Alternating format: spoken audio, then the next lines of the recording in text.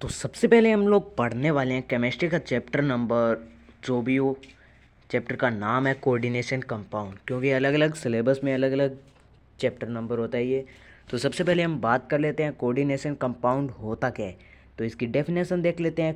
Complex compound in which the metal atom are bound to a number of anion और neutral molecule by sharing of electron.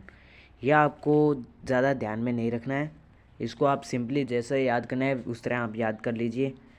आपको अगर ये hand writing easy notes चाहिए तो आपको description में Telegram channel का लिंक मिलेगा, वहाँ पर आपको ये नोट्स मिल जाएंगे।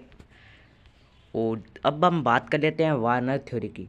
इन which in coordination compound metal show two type of valency, कि जो कोऑर्डिनेशन कंपाउंड के अंदर मेटल होता है वो टू टाइप की वैलेंसी शो करता है। पहली वैलेंसी होती है प्राइमरी वैलेंसी और दूसरी सेकेंडरी वैलेंसी। ठीक है, इतना समझ लग गया। प्राइमरी वैलेंसी होती क्या है? तो प्राइमरी वैलेंसी ऑक्सीडेशन नंबर होता है सेंट्रल मेटल एटम का, और प्राइमरी वैलेंसी को हम डॉटेड लाइन से शो करते हैं। ठीक है, यहाँ पर आप देख सकते हो इस तरह की लाइन से हम शो करते हैं। और प्राइमरी वैलेंसी है ये सॉल्यूशन के अंदर आयनाइजेबल होती है। ठीक है, इसका एग्जांपल आप देख सकते हो। कोई भी कोऑर्डिनेशन कंपाउंड होगा उसके बाहर वाला जो भी होगा वो प्राइमरी वैलेंसी होगा। अब हम बात कर लेते हैं सेकेंडरी वैलेंसी की। सेकेंडरी वैलेंसी होती है ये नॉन आयनाइजेबल होती है सॉल्यूशन के अंदर। इसको हम सिंपल सीधी लाइन से शो करते हैं। जैसे कि एग्जांपल में हम कोऑर्डिनेशन कंपाउंड ये दिया हुआ है, इसके अंदर जो ब्रैकेट के अंदर जो है वो सेकेंडरी वैलेंसी है। ठीक है, ये सब एग्जांपल है, आप ट्राई कर लीजिएगा। अब इसके बाद हमारे सामने आता है सेंट्रल मेटल एटम या आयन। तो इसकी हम डेफिनेशन सबसे पहले देखेंगे कि the atom ion to which a fixed number of ion group are bound in a definite geometrical arrangement in it. कि ये कह रहा है कि कोई भी एटम या आयन है ये फिक्स नंबर के ग्रुप से अटैच्ड होता है। ठीक है, जैसे कि आप देख सकते हो निकल है, ये इसका सेंट्रल मेटल एटम है। ये चार कोबाल्ट से जुड़ा हुआ है, ये फिक्स है कि ये चार से जुड़ा है। ठीक है, अब हम ये छोटे छोटे टॉपिक हैं, इनको आपको याद कर लेना है और साथ ही साथ नोट्स भी बना लीजिएगा। अगर नोट्स नहीं बनाने हैं तो डिस्क्रिप्शन में टेलीग्राम चैनल का लिंक है, वहाँ से आप पीडीएफ डाउनलोड करके प्रिंट भी निकलवा सकते हो।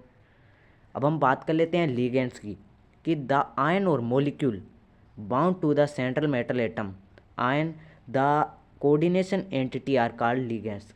ये सिंपली आपको मैं अपनी भाषा में समझा देता हूँ कि जो सेंट्रल मेटल एटम है उससे जितने भी आयन या मॉलिक्यूल्स जुड़े हुए हैं उसको हम लिगेंड्स कहते हैं। ठीक है, जैसे कि यहाँ पर आप देख सकते हो निकल से कोबाल्ट चार जुड़े थे, ये कोबाल्ट है ना, ये लिगेंड्स है। ठीक है, अब यहाँ पर लिगेंड्स थ्री टाइप के होते हैं, लेकिन वैसे तो फोर टाइप के होते हैं, लेकिन यहाँ पर मैंने थ्री टाइप के लिखे हैं। वैसे फोर्थ वाला भी अब मेन माना जाने लग गया है।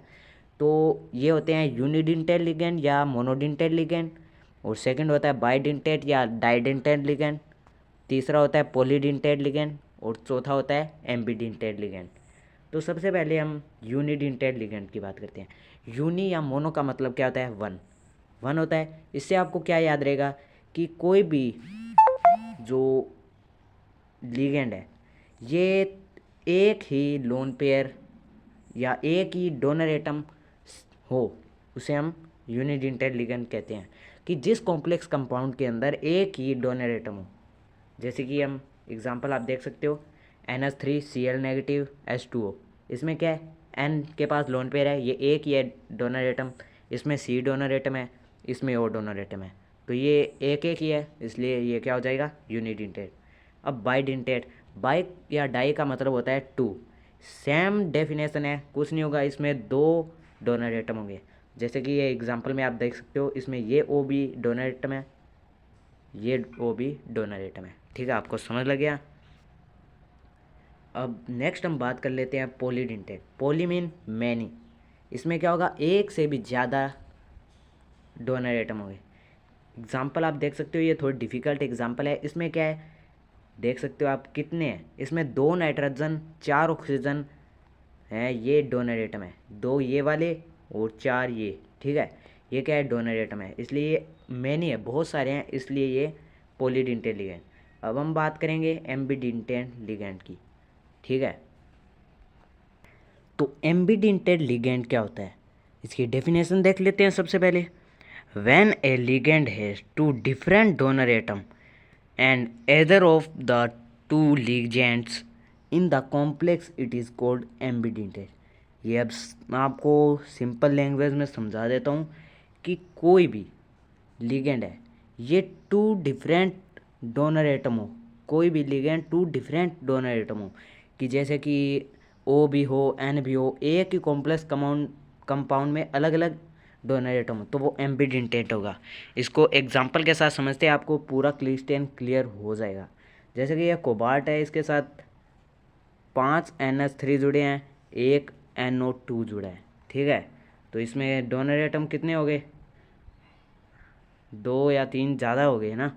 जैसे कि एक और एग्जांपल, ये सिंपल छोटी एग्जांपल है, जैसे कि SCN है, इसमें N भी डोनर एटम होता है, आपको पता है, इसके पास भी लोन पेयर है, और S भी डोनर एटम है। तो इसमें 2 हो गए डिफरेंट डोनर एटम है, क्योंकि सेम कैटेगरी के नहीं है, तो ये एम्बिडेंटेट होगा। M कोई भी मेटल एटम है, आपको मैं बता देता हूँ। ये अब SCN M के साथ अगर बनाएगा सीधा बॉन्ड S से, तो ये थायोसाइनेट होगा। अगर M के साथ NHC से बनाएगा तो ये आइसोथायोसाइनेट होगा, ठीक है। इसी के बाद हम लोग पढ़ लेते हैं कोऑर्डिनेशन नंबर क्या होता है। तो कोऑर्डिनेशन नंबर की सबसे पहले हम डेफिनेशन देख लेते हैं। The coordination number of metal ion in a complex is the number of ligand donor atom to which the metal is directly bonded और कनेक्टेड। आपको अब मैं सिंपल लैंग्वेज में बताता हूँ। ये डेफिनेशन तो आपको मैं इसलिए याद करवा रहा हूँ क्योंकि एग्ज़ाम में तो यही लिखनी होगी, कहीं आप अपने आप बना के लिखे हो, ठीक है। अब आपको मैं सिंपल लैंग्वेज में बताता हूँ। सिंपल लैंग्वेज में है कि कोई भी मेटल आयन है, उसके साथ जितने लिगेंड्स डायरेक्टली कनेक्टेड है, जो डोनर एटम वाले लिगेंड्स है, वो सब उनका कोऑर्डिनेशन नंबर है। एग्जाम्पल के साथ आपको पूरा क्रिस्टल क्लियर होगा। जैसे कि ये एग्जाम्पल देख लीजिए, PtCl6 2-, Pt के साथ Cl के 6 बॉन्ड है, 2- है। अब Pt से 6 Cl लिगेंड्स अटैच्ड है, ये आपको पता है, तो इसका कोऑर्डिनेशन नंबर 6 हो जाएगा, ठीक है। डरना नहीं है, कुछ भी नहीं करना है। इस चैनल पर आपको फ्री ऑफ कॉस्ट बहुत अच्छी तरीके से नोट्स और वीडियोस मिलेंगी, 1 शॉट वीडियो, फुल वीडियोस। आप कमेंट कीजिएगा, अच्छा लगा तो लाइक शेयर सब्सक्राइब भी कर दीजिएगा। तो अब सबसे पहले हम नेक्स्ट देख लेते हैं टॉपिक कोऑर्डिनेशन स्फीयर, कि the central metal atom and the ligands attached to it are enclosed in square bracket is collectively termed as the coordination sphere। कि ये जो इसके अंदर, ये आपको पता है ब्रैकेट के बाहर जो होता है, ये क्या होता है, काउंटर आयन या प्राइमरी वैलेंसी, भूल मत जाना कहीं, ठीक है। और ये पूरा ये ब्रैकेट के अंदर का ये CO है, ये क्या होता था, सेंट्रल मेटल एटम। और ये NH3 6 है, ये क्या होते थे, लिगेंड्स। अब हमसे पूछा है कि ये पूरा क्या है, ये पूरा क्या होगा, ये कोऑर्डिनेशन स्फीयर बन जाएगा, ठीक है। ये the ionisable group are written outside the bracket and are called counter ion, ठीक है। ये वाला काउंटर आयन है, ठीक है। जैसे कि इसमें ये है K4, इसमें काउंटर आयन है क्योंकि ये बाहर है। अब हम नेक्स्ट टॉपिक देख लेते हैं, oxidation number of central metal atom. तो इसकी डेफिनेशन देखेंगे सबसे पहले। The oxidation number of central metal atom a complex is defined as the charge it would carry if all the ligands are removed along with the electron pair that are shared with the central atom। कि oxidation number of central metal atom वो होता है कि कोई भी definite charge है, जो उस लिगेंड से हम जब सारा चार्ज रिमूव कर देंगे, तो उस पर जितना सेंट्रल मेटल एटम पर चार्ज रहेगा वो उसका ऑक्सीडेशन नंबर होगा, ठीक है। एग्जाम्पल के साथ आप देख सकते हो, जैसे ये CuCN4 3- है। अब हमसे पूछ लिया सेंट्रल मेटल एटम का ऑक्सीडेशन नंबर या चार्ज, तो इसको हमने x मान लिया। Cn कितने है, 4 है, इसका ऑक्सीडेशन नंबर -1 होता है, 3- है। ये 4- का उधर जाके प्लस का हो जाएगा, ये क्या बच गया, +1, तो इसका +1 ऑक्सीडेशन नंबर है कॉपर का, ठीक है। इस तरह आप एग्जाम्पल करके देखिएगा गूगल या कहीं से भी, ताकि आप कभी मैं भूलो मत, ठीक है। इसके बाद हम देख लेते हैं होमोलेप्टिक और हेट्रोलेप्टिक कॉम्प्लेक्स। होमो मीन्स क्या होता है, same, hetero means different. Homoleptic complex are, इसकी डेफिनेशन देख लीजिए, those in which a metal is bound to only one kind of donor atom. ठीक है, कि एक तरह के डोनर एटम से अटैच्ड हो। जैसे इसका एग्जांपल है ये, आप देख सकते हो, इसमें क्या है कि ये कोबाल्ट जितने भी डोनर एटम से जुड़ा है, NH3 से जुड़ा है, ये सभी सेम है, NH3 से है सभी, कोई भी और अलग डोनर एटम नहीं है, तो ये क्या होगा, होमोलेप्टिक। इसी तरह हेट्रोलेप्टिक में क्या होगा, heteroleptic complex are those in which a metal is bound to और more than one kind of donor atom. ठीक है, इसमें उसमें क्या था कि एक ही तरह के जो डोनर एटम लिगेंड जुड़े थे, इसमें अलग अलग प्रकार के होंगे। एग्जांपल देख लीजिए, इसमें NH3 भी डोनर एटम होता है और Cl भी डोनर एटम है, इसमें अलग अलग है, इसलिए क्या होगा बताओ। इसमें कोबाल्ट जितने भी डोनर एटम से जुड़ा है वो सभी सेम नहीं है, डिफरेंट है, इसलिए क्या होगा, एम्बिडेंटेट हेट्रोलेप्टिक कॉम्प्लेक्स। ठीक है, तो अब हम बात कर लेते हैं नोमेनकल्चर ऑफ कोऑर्डिनेशन कंपाउंड।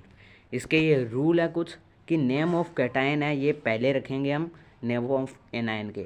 ठीक है, सेकंड है, in the naming of the complex ligand is written first followed by central metal atom ion. ठीक है, ये कुछ रूल है, ये तो आपको याद करने होंगे। कि तीसरा रूल है कि no space between metal atom और लिगेंड्स। ठीक है, जैसे कि ये पूरा नाम है ट्राइअमीन टेट्रा ट्राइअमीन ट्राइएक्वा क्लोरियम 3 क्लोराइड। ठीक है, अब लिगेंड्स के क्या रूल हैं। फर्स्ट रूल है anionic ligand name is ending for O. ठीक है, जिसमें नेगेटिव चार्ज है, जैसे कि Cl negative, Br negative, OH negative, इसको हम कैसे लिखेंगे, क्लोरिडो, ब्रोमिडो, हाइड्रोक्सीडो। ठीक है, जब हमारे पास मोर देन 2 लिगेंड्स हो तब हम उस ऑर्डर को इसमें लिखेंगे। ये डिसाइड करता है कि बेस्ड ऑन उनके अल्फ़ाबेटिक ऑर्डर पर। In case of more than 1 ligand alphabetical order is follow. ठीक है, कि मोर लिगेंड जब हो हम अल्फ़ाबेटिकली फॉलो करेंगे। ठीक है, ये आप एग्जांपल कर लीजिएगा। तीसरा है कि यदि हमारे पास सेम तरह का लिगेंड एक या एक से अधिक हो तब हम प्रीफिक्स यूज़ करेंगे, जैसे डाई, ट्राई। ठीक है, अब चौथा है कि अगर हम ऐसे लिगेंड की बात करते हैं कि पॉलीडेंटेड लिगेंड है और वहाँ हम एडिशनल प्रीफिक्स यूज़ करते हैं, जैसे कि बिस मीन 2, ट्रिस मीन 3, टेट्रा किस मीन 4। ठीक है, ये इतना आपको पता चल गया। डाई को बिस बोलते हैं, ट्राई को ट्रिस, टेट्रा को ट्रिस किस। ठीक है, ये थोड़ा इंटरेस्टिंग सा है। जहाँ भी पांचवा है, जहाँ भी पॉली एटॉमिक लिगेंड्स होते हैं, ऐसा लिगेंड जिसमें एक से अधिक लिगेंड्स होते हैं, तो ऐसे लिगेंड्स को हम ब्रैकेट में रखेंगे। जैसे ये आप देख सकते हो, poly atomic ligand are enclosed in bracket. जैसे आपको मैं एग्जांपल में आगे बताऊंगा। अब सेंट्रल मेटल एटम के रूल। फर्स्ट रूल है oxidation number of central metal ion या atom is indicate by Roman numeral in parenthesis. कि जो रोमन होती है, रोमन संख्या, उसमें हम इसका ऑक्सीडेशन स्टेट लिखेंगे। जैसे इसकी +3 थी तो हम 3 लाइन से इसको शो किया है। ठीक है, सेकंड है neutral complex normal chemical name और एनायनिक कॉम्प्लेक्स, यानी कि उसमें नेम का पीछे का सफिक्स लगा दिया जाता है। ठीक है, नेम हो गया, जैसे कि ये इसका पूरे का नेम क्या होगा, पहले हम ये बोलेंगे बार वाला पोटेशियम, टेट्रा, ये जो भी इसकी है टेट्रा हाइड्रोक्सो जिंके। ठीक है, इतना हमने बोल दिया। अब हम लास्ट टॉपिक है, ये है VBT theory, valence bond theory. ये भी मेन है, ये थोड़ी आप ज़्यादा याद कर लीजिएगा, 1-2 बार याद कर लीजिएगा। इसकी हम पहले डेफिनेशन देख लेते हैं। It is a theory which describe chemical bonding. It is a bonding between central metal atom और लिगेंड।